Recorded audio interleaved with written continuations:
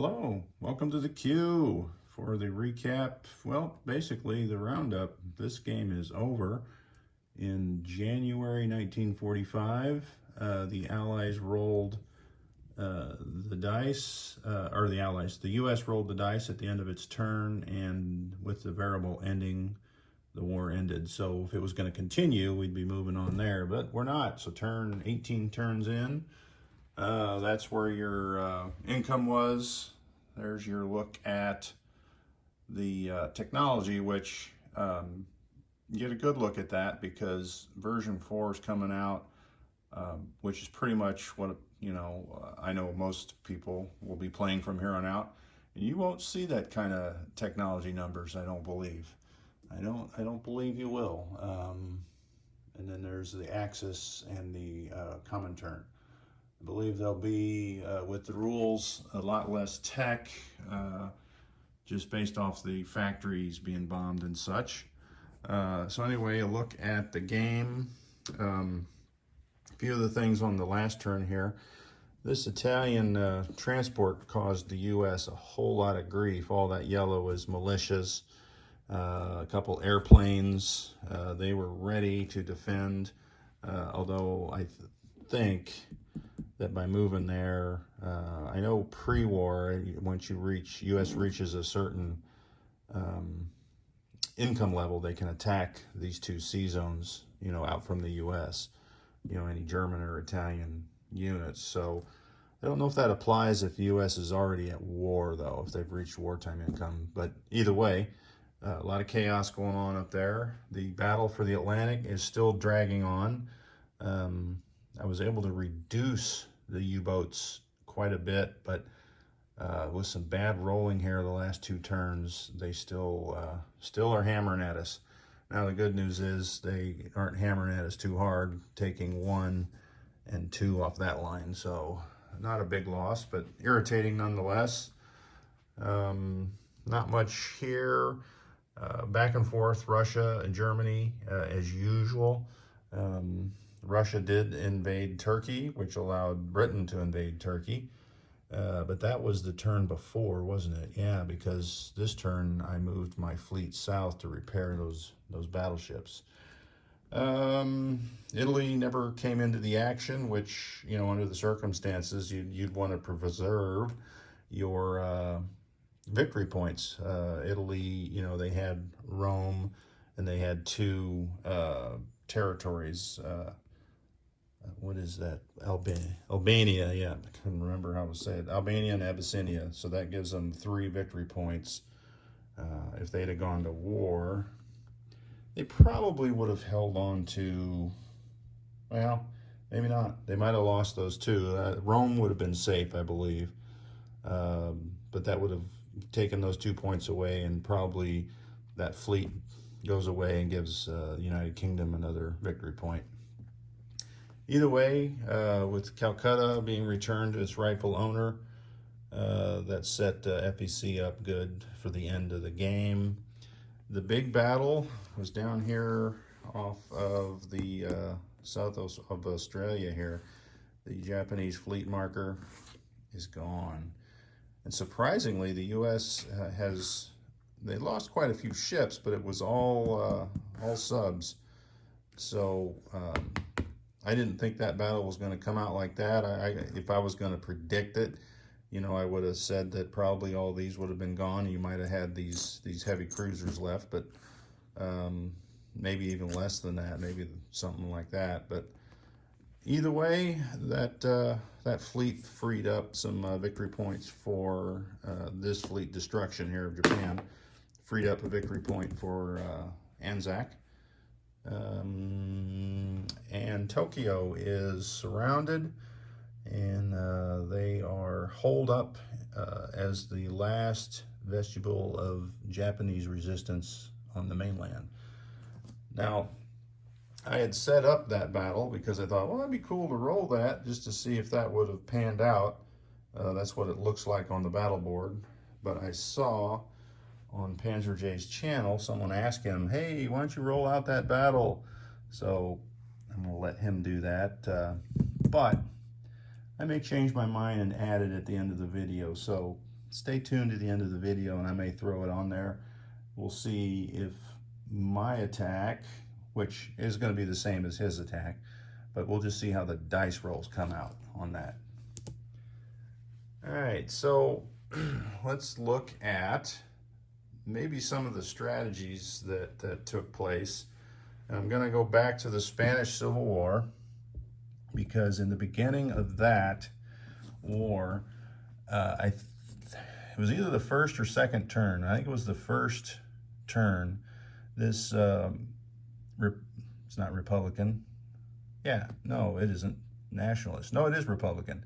Republican bomber came in to bomb this major shipyard here, and there was a nationalist fighter there, and I'll be darned if he didn't send him up to intercept. The bomber rolled a 1, killed that, bombed that port, and that was the beginning of pain for the nationalists there in Spain.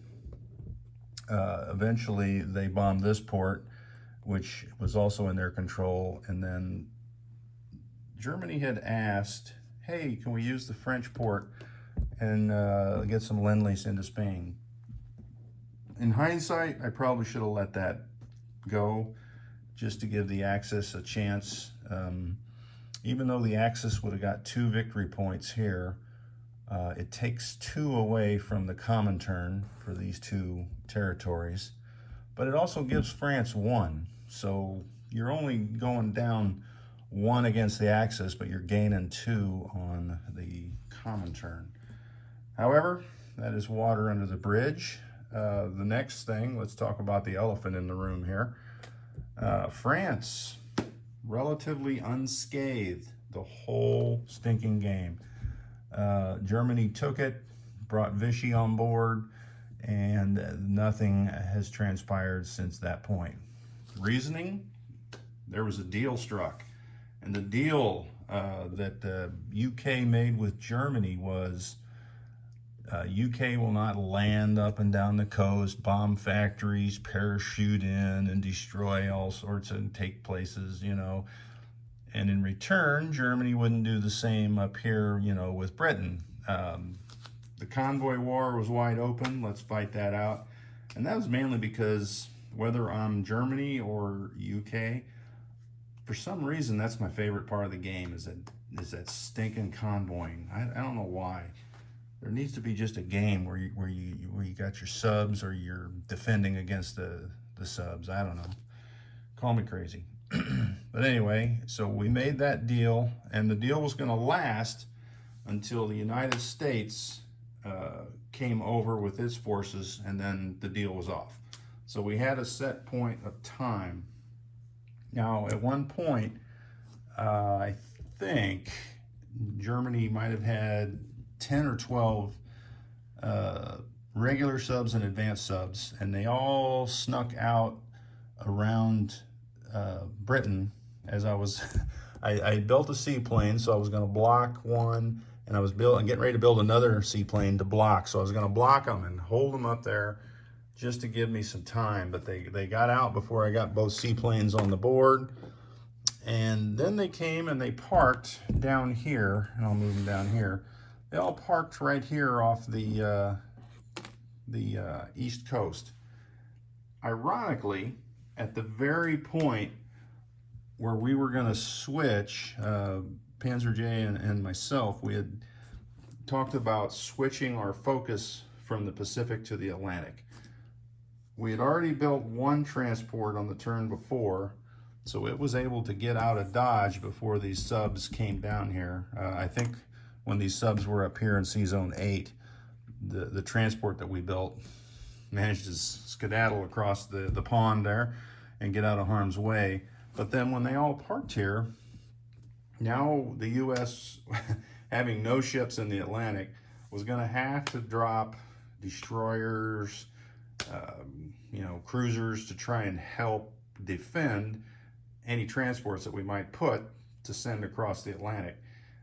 So in a twist of fate there, the Germans moving there saved France, but I think doomed Japan, because from that point on, the U.S. just pumped everything into Japan, because with the amount of subs that were over in the Atlantic, we just couldn't build for a couple turns. Now, eventually, I started knocking them down, and I think, well, there's four. There's four left now, which at this point we could start building and it's coming over.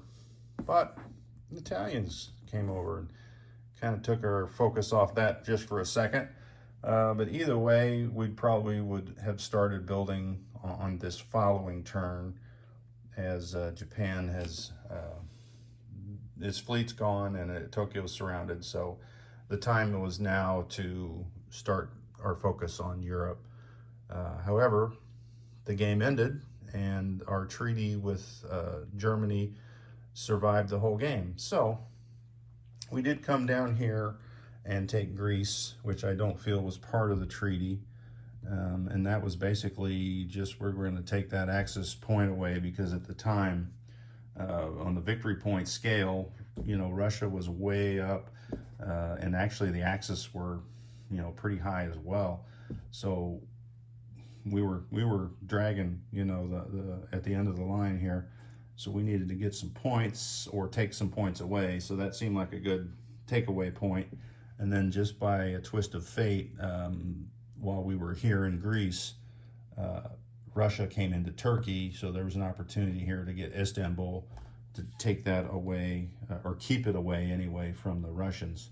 But what that really allowed us was some options here at the end, and we'll go over that here in a second in what we were going to set up to do. So the next part here, in Japan, interesting open strategy, never went into China outside of Hainan, and that was more or less, we were told to even up, because CCP was starting to run away with it. So that brought in all these warlords to KMT, and then from there on out, the KMT was attacking, but really taking a beating. Not not gaining a whole lot. You know, neither power, I think if they would have really tried, the CCP or KMT could have gotten to that major power status, but I think there's some negatives at that point. It's kind of okay when one can do it, but when the other can't, or Japan is in China, it can wreak some havoc. Well, I guess there's not a lot of victory points to lose, but you could lose some territory and then, you know, have a negative. Well, you can't have a negative victory points, but you would have 0. So anyway, it was a way to save a point or two. Nanking, interesting, stayed KMT the entire game, and mainly because it was never attacked. I mean, these guys here, they could have made a push into Nanking. Had they been successful, then that would have given the CCP that major power status, and might have changed some other things at that point. You know, maybe the Allies can declare war on them. That's an interesting thought. I didn't realize that if that's even possible, but that would be one reason why you wouldn't want to do that. So interesting, Japan. So their strategy, they came down here to the Dutch East Indies and into FEC. And honestly, with the income FEC has, there was not a darn thing that FEC can do about it. Japan had not lost I think they lost 1 unit taking the Dutch East Indies. So everything they had accumulated and built and moved out of this northern China area and Manchuria and whatnot, and Korea, was down here in the south, came over and hit FEC, which brought America into the war, maybe a turn or two earlier. Well, maybe 3 turns earlier. They did roll pretty good on those 5 dice. But either way, that Japan held that for a while. They did come down to Sydney, which would have given them an extra victory city and really taken 2 away from the Commonwealth, because there's no way we could have taken Sydney back. I built and brought in transports from the Med and from South Africa. We were able to get back into FEC here in India and get that reconquered, but that would not have happened down here in Sydney. So good thing we held out there. Either way, the game still ended early, but that is that in a nutshell. So let's talk about the victory conditions, which was interesting. Cade had done a video, which is Board Gaming Bro, and he came up with the Axis 9, Allies 13, and the Comintern 15. So Comintern did win. Interestingly enough, I came up with the same numbers, but in a different fashion. When I was watching his video, I was like, oh, wait a minute, I didn't have that one, and I had that one, that it didn't count. But it was the same result. So congrats to Board Gaming Bro for a great game played by Russia. Or the Comintern, I guess. That includes the CCP. So the major kudo for him was not doing anything to allow the U.S. or Britain to declare war. A lot of times I'll see Russia start to get greedy at the end of the game, and they'll take, Iraq, or they'll go somewhere where they probably shouldn't have gone, and then the Allies can jump in and do some damage that way. But interesting, version 4, the victory conditions, I thought, well, it'd be fun to see how we did on that. I know some things would have been done differently because the victory conditions are different. But the Axis would have come out with 6, the Comintern 6, and the Allies 10. I'm liking version 4, huh? Nice. So last thing to look at is what was in the making here. And I know there, that one of the viewers on Panzer J's channel wanted to see Japan attack this turn, and he alluded that he was probably going to do that. I probably would have advised to wait a turn, because he's got 4 air bases, and we only have 3 bombers here that can damage air bases. So I think I would have suggested to come in with those 3 to bomb 3 of those air bases. Say he repairs 1 or 2, you still have 3 bombers, hopefully, because you've got all these fighters to soak up if he comes up with his fighter, but I doubt if he will.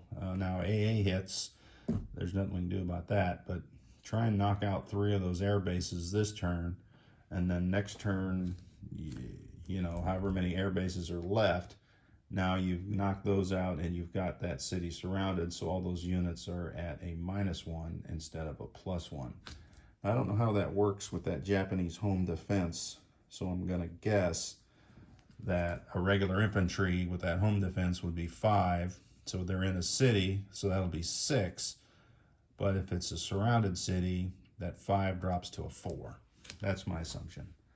So anyway, I would have advised that. Britain was starting to bring units up. I've got several transports. We're going to come down and clean up Java. Probably would have left Celebes alone. The other transport was going to head up here into with these Marines for a possible follow-up on Tokyo, or softening up depending on how that round of attacks go in Tokyo.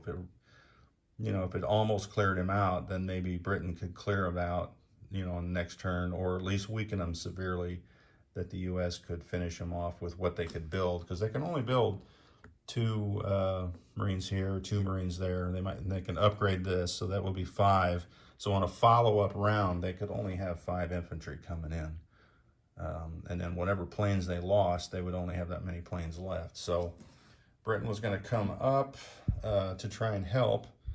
That was plan, or the first purpose. But the second purpose would be, is if Russia did get a little greedy and the Allies could declare war, we could come up with these transports, and whether we're landing and to break this rail line is going to be take away a victory point.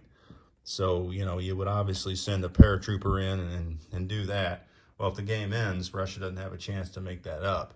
So that would be, a plan. This transport could come up here and take some territory, or maybe take a crack at this, maybe reduce it, weaken it, you know, whatever.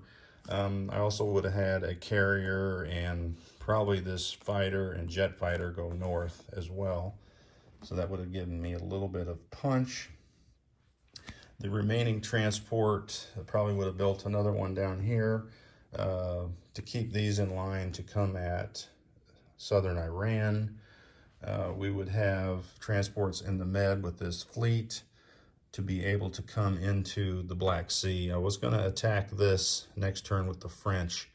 They have a sub and all these fighters and bomber. So I doubt if Germany would scramble for that.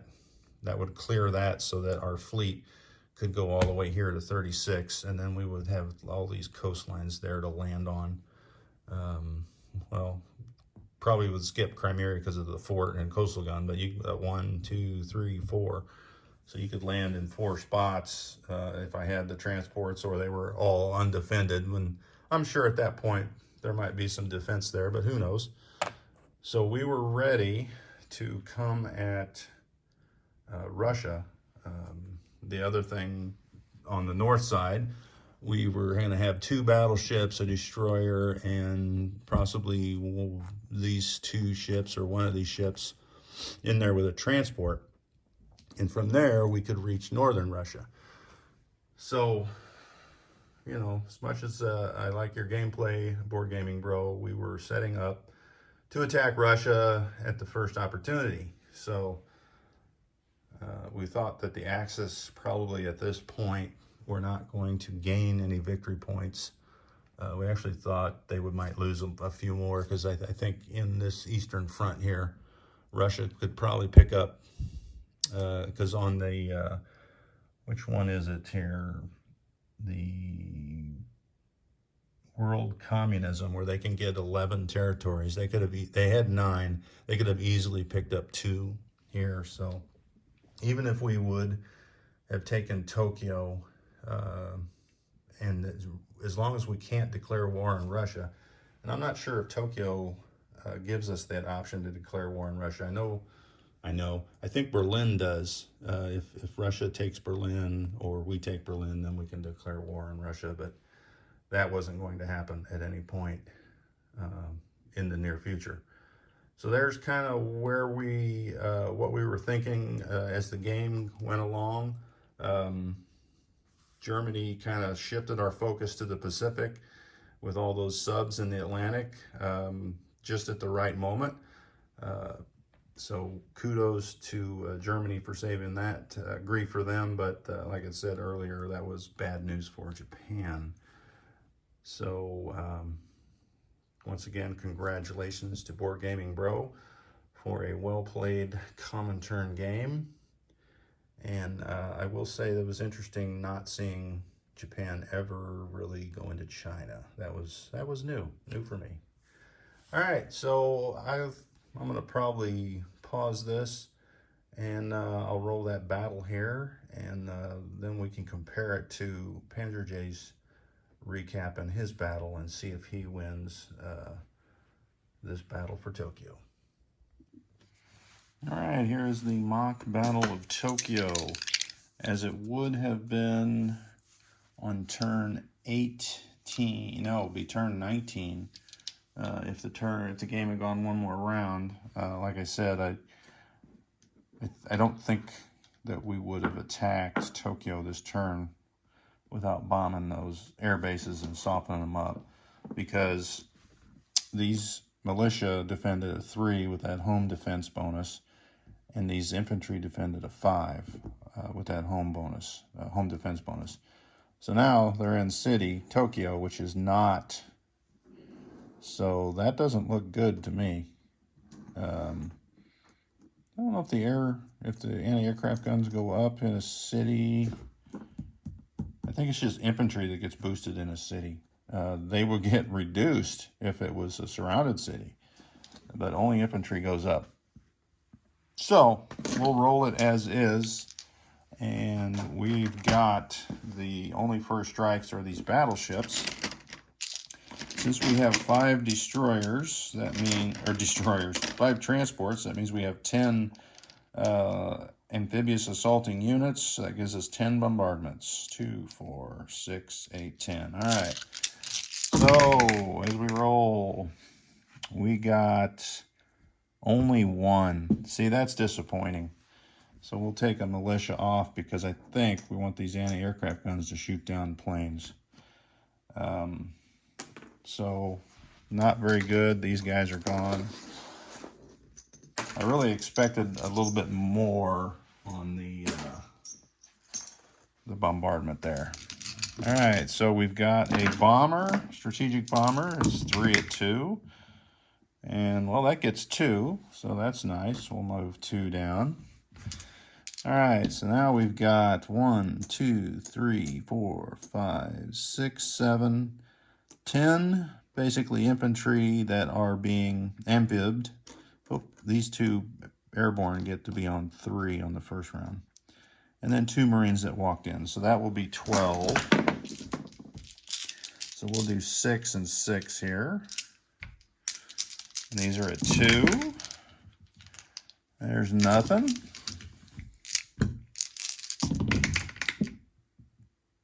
Oh, wow. Okay, so not very good. All right, 2 at 3. All right, there's 1. So we'll take that green down, move those 2 up. That's 3 casualties so far. All right, so we've got 3 tacticals, which we can do target select. And we have 1 target select, but 3 hits. So we will definitely select one of those infantry and 2 militia. All right, so we got 2 medium bombers at a 7. Oh, smack. All right, and we have 6 jet fighters at 8, and there's only 1 Japanese fighter, so 1, 2, 3, 4, 5, 6. So the fighter is one of them, and 5 more militia. All right, so Japan's turn to defend. All right, what is there? 6 anti-aircraft guns. So we'll do them 2 at a time. So the first 2, oh, you know what? That's true. 6. Let's put these 6 militia back on and 6 anti-aircraft guns because it's not first strike. All right, probably people were going, no, take the anti-aircraft guns. Here's the first 2. And there's 1 hit. So we got to lose 1 plane. We'll lose that bomber. And here's the second 2. 1 more hit, so we'll lose another bomber. We'll lose a tactical because, oh, no, wait a minute, we get target select with those. All right, keep the bombers, or keep the tacticals. All right, and here's the last 2 AA guns. Oh, that one hurts. That's 4. So, yeah. See, this battle, it doesn't work on turn 19. You need more infantry. You need to soften up those airfields and make those that city be a negative bonus. But we'll roll it out and see what's left after round 1. All right, so we've got 4, 10, 14 at 4. There's 6. That, oh my gosh, that's 4. And I'm not taking these off in any particular order because I don't think it matters. All right, there's 6 more. There's 2. So we'll take 2 more chips. All right, so we got 2 more. All right, so let's go to the 6s. What is there? There's 9, 10, 11, 12, 13, 14, 15. All right, so there's 1, 2, 3, 4. So yeah, they're not going to get anywhere here. I don't even think they're going to get out of the first round. 1, 2, well, that wasn't a very good roll. All right, so, oh yeah, that was 12, so I need 3 more. 2 more, so that's it. That just leaves 6. I mean, that's what's left at the end of round 1. So Well, we'll get those off the battlefield. So it'd be 6 fighters or jet fighters. I guess if you left 1 infantry, you'd be down to 5 jet fighters. I'll just use these chips here. So that would be 5 jet fighters, 1 infantry against 10 militia, and what is there still? 14 infantry. So that battle obviously does not work on turn 19. On turn 20, it's a different story, as all these will go down to like 2, and these will go from 5 to 4. I think that's going to be more doable. Say Britain comes in and attacks with those 2, a jet fighter and a fighter, kills that off. That preserves some of the U.S. aircraft for the follow-up. So most likely turn 20 is when Japan falls. And that just depends on if the dice roll would have gave us 2 more turns. So there you have it. It was a good game. Thanks everyone for watching, and a great group of guys to play with. Everyone, we all had some rules issues, but you always do with this game. But for the most part, a good solid game.